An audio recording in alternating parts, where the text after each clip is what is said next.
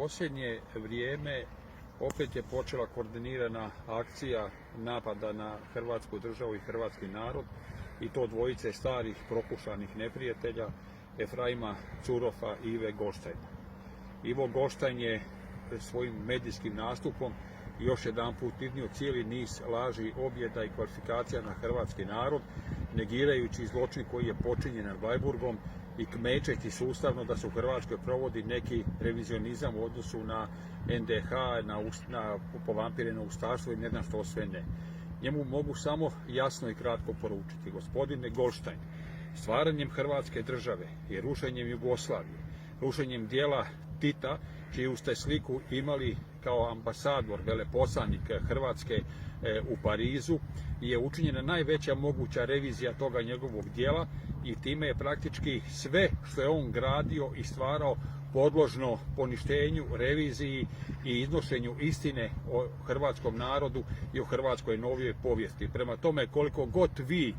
vrištali, napadali i vrijeđali, činjenice govore da Hrvatska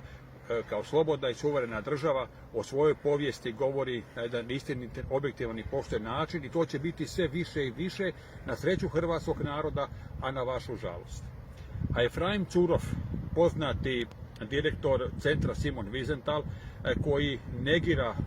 postojanje genocida, zločina u Srebrenici, još jedanput je na području srpskog entiteta u Bosni i Hercegovini, u Banja Luci,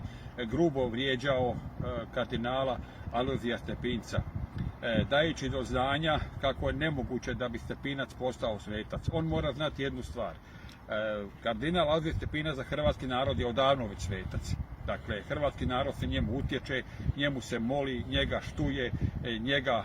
cijeni, i samo mu mogu kazati da je imalo normalni standarda, ljudski, pošteni, objektivni, nacionalni, da je kardinal Alojzije Stepinac davno trebao biti pravednik među narodima. Toliko o tome, ali sa druge strane i njemu samo možemo poručiti: gospodine Curov, nama kada je teško, kada nam je kao narodu problematično, mi se tada držimo najpoznatije Stepinčeve izjave koja kaže: